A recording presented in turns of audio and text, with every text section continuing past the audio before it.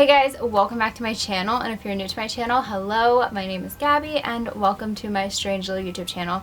Now before I get into the video, I have a few things I want to talk about regarding my channel. If you literally do not care at all what I have to say and you're going to be one of those people that writes down the comments like video starts at 2 minutes and whatever seconds, then I'm going to have a timestamp for you loves, and you can just go to this many minutes and seconds in the video and you don't have to hear me talk about anything. But if you are interested in hearing what I have to talk about, thank you, because I have a few things that I want to say. The first thing that I want to talk about is that my videos are pretty scripted.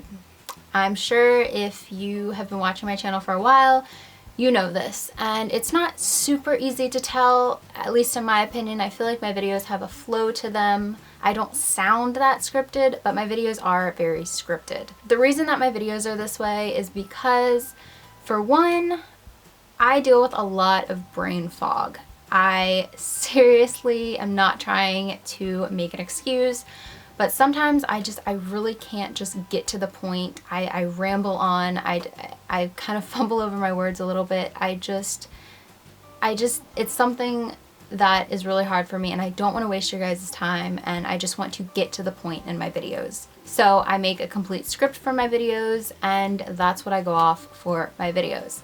But after reviewing everybody's comments for the past 2 years, you guys seem to like videos where people are not as scripted and people just kind of are sitting there being themselves, talking about the topic, and that's the type of videos that I'm going to be doing from now on. I'm a very visual person, so I'm going to be including just as many pictures and videos that have to do with what I'm talking about in my video, so don't worry about that. But I am going to be not as to my script, if you know what I mean. I'm still going to be going over all the bullet points and getting to the point of what I'm talking about, but it's just not going to be as scripted.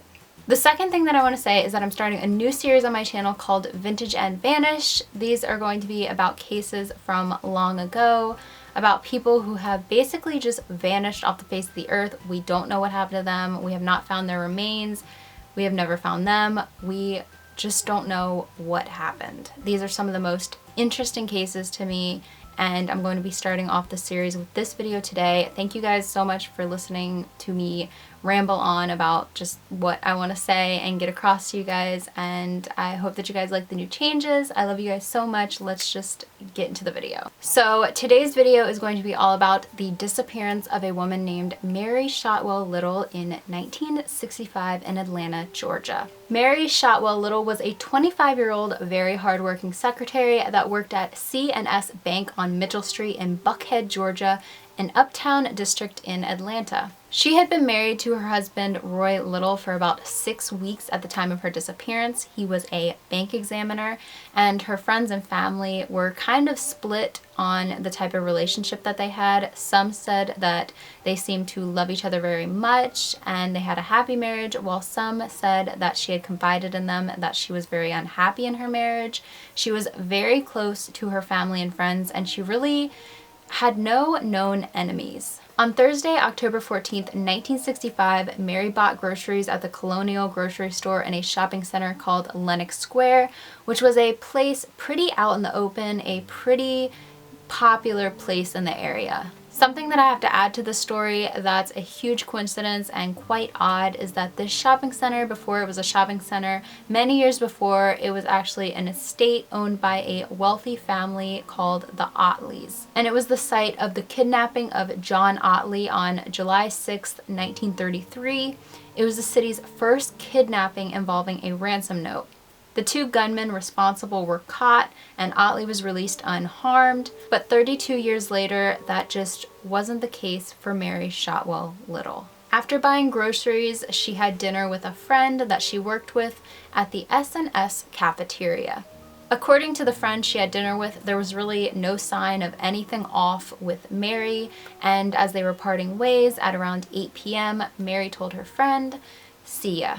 At this time, Mary's husband was out of town. He was on a business trip, but he was going to be back the next day, and they were planning on having some friends over that Friday night and entertaining guests, and that's kind of why she went to the grocery store and she was preparing for that. So that was the main thing that was kind of on her mind at the time. Now, Mary was a very hard worker. She took her job very seriously, and she was always extremely punctual. So the next morning on October 15th, when she didn't show up to work, her coworkers knew something was wrong, something was up, and they just had a weird feeling about it. So they phoned her home thinking that they could possibly get a hold of her and see what was going on. Possibly she was sick, but there was no answer. The woman who had dinner with her the night before told their boss that she saw her the night before and she last saw her walking to her car. The boss phoned Lenox Square security and asked them if there was any 1965 Pearl Gray Mercury Comets in the parking lot. And the security guard took a look around and said no, there were none in the parking lot. Mary's boss was growing extremely impatient. He didn't know what was going on. He was very worried for Mary, so he decided to try to get a hold of Mary's husband. He finally got a hold of him, and Mary's husband at this time was a little bit south of Atlanta driving home, and he sounded very freaked out, and he said he would get home as fast as he could. Mary's boss took things into his own hands, and he decided to go to Lenox Square himself. He drove there, and upon arrival, he saw Mary's car in the parking lot, and it was in the exact same spot it was the night before. What they found in her car, though, shocked everyone. No one even knew how to respond to this. It fueled this case even more, and it led it to becoming one of the biggest investigations Atlanta had seen so far. There sat Mary's undisturbed groceries, obvious blood stains everywhere, and a pair of women's underwear neatly folded on the console. It didn't take long before the missing newlywed was the talk of the town. A recent photo of Mary was plastered everywhere. On television stations, on the next morning's newspaper, with a $1,000 reward to anyone who could give any information that led to the discovery of where Mary was. Search parties started in the local Buckhead area and then swarmed all throughout Atlanta, and no one could find anything. At first, police were extremely hopeful, thinking that Mary was going to show up eventually, that they were going to find out what happened. And then as time went on, that optimism fizzled out. No one could quite understand how in such a busy place someone could abduct the girl, make her strip naked in her car, attack her enough where there would be bloodshed, and no one would see. So police theorized that possibly she was taken to another area where this happened, and then the car was dropped back off to its original location. But that doesn't even make any sense, because why would somebody abduct her, drive the car to a different location, do whatever they did to her where there would be blood everywhere, and then drive the car back to the original location and risk being caught? This was a pretty public area. Like, somebody may have seen them. Why would they even do that? Doesn't even make any sense. It didn't make sense back then. It doesn't make sense now. And also, how did the security not see the car there? They swore that the car was not there. So did the person who was in charge of this possibly drive the car back after security was looking for it and before her boss showed up? It just, like, I don't know, like, security swore they did not see it. And also, 2 other workers who went into Lenox Square that morning who worked there said that when they got there that morning, there was really no cars in the parking lot at all, especially not her car in that parking space. So, I mean, I don't know. Police were just as confused as I am right now in 2018, and you guys are through your phone and computer screens. They just didn't understand any of this at all. They started questioning friends and family, and one of Mary's friends from high school that she still kept in contact with talked to police and told them that not long before her disappearance, Mary had confided in them that she was terrified for her life. She was extremely scared to be alone, weirdly, especially in her car. And this was not like Mary. She was a pretty fearless person. People knew that about her. So this was just a big clue in this case. Mary possibly had a feeling that something was going to happen to her. Investigators also learned that an unknown admirer had sent Mary flowers not long before she vanished.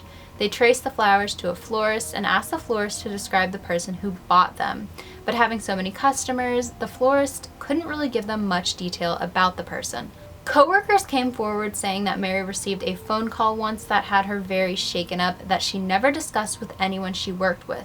But they heard her telling the person on the other end of the phone, "I'm a married woman now," and then weirdly telling them, "You can come over to my house anytime you like, but I can't come over there." 2 weeks after her disappearance, the case was turned over to renowned and very respected Atlanta homicide detective W.K. Jack Perry, and he couldn't find out much either.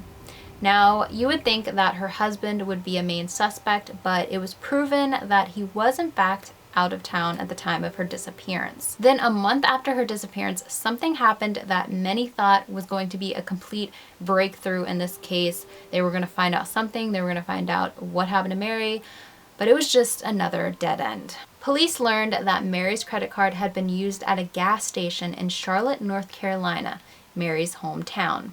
It was used during the early morning of October 15th, hours after she was last seen at Lenox Square, and the receipt bore her signature. Then several hours later, it was used at a gas station in Raleigh, North Carolina, and the receipt bore the same signature, and they examined it, and it was in fact Mary's signature. Detective Jack Perry flew to North Carolina to question both gas station attendants in the two cities working the day of October 15th. The attendant in Charlotte said that the woman who used the card was acting very strange. She had a cut on her hand that was bleeding, she was trying to cover her face, and she was with one other man who was kind of barking orders at her. The attendant in Raleigh recalled the woman, and his experience was very similar. He said the woman was very bloody. She had blood all over, especially on her legs, and she was with two other men. The thing that's weird is that Charlotte, North Carolina and Raleigh, North Carolina is 3 hours apart. And the time difference between when this bloody, mysterious woman was in Charlotte at the gas station and in Raleigh at the gas station is 12 hours. Did her or her abductors possibly take her to her hometown and then wait a few hours and then start traveling?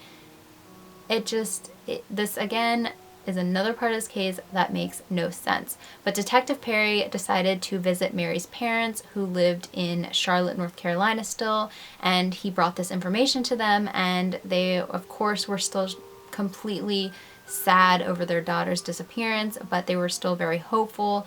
But this news also shocked them. They said that if she passed through their hometown, they did not see her.